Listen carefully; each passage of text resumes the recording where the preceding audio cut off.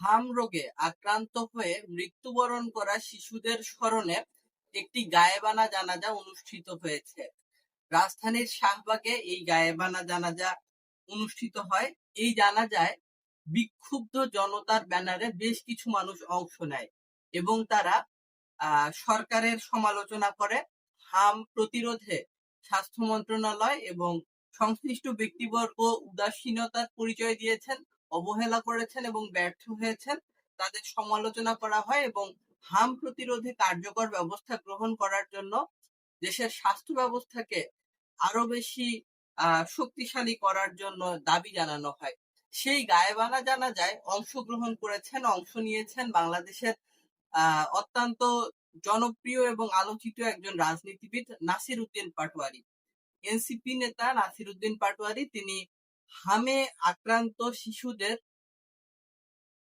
যে সকল শিশু মৃত্যুবরণ করেছে তাদের স্মরণে যে গায়েবানা জানাজা হয়েছে সেই জানাজায় নাসির উদ্দিন পাটোয়ারিও অংশ নেন। নাসির উদ্দিন পাটোয়ারি অংশ নিলেও আসলে তিনি তেমন কোনো বক্তব্য দিয়েছেন এমন কোনো কথা সংবাদ মাধ্যমে আসেনি। তবে সেই গায়েবানা জানাজা হাতে দাঁড়িয়ে থাকা বিক্ষুব্ধ জনতার যে প্ল্যাকার্ড গুলো ছিল সেই প্ল্যাকার্ড গুলোতে লেখা ছিল স্বাস্থ্য ব্যবস্থাকে শক্তিশালী করতে হবে,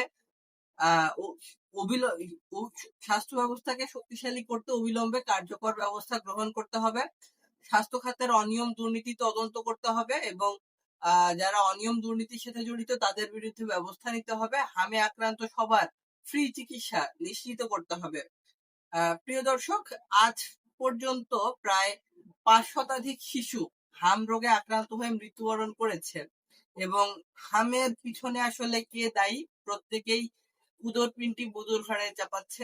একজন ব্যক্তি আরেকজন ব্যক্তির ঘাড়ে চাপাচ্ছে, একটি সরকার আরেকটি সরকারের বিরুদ্ধে চাপাচ্ছে, একটি রাজনৈতিক দল আরেকটি রাজনৈতিক দলের উপরে চাপাচ্ছে।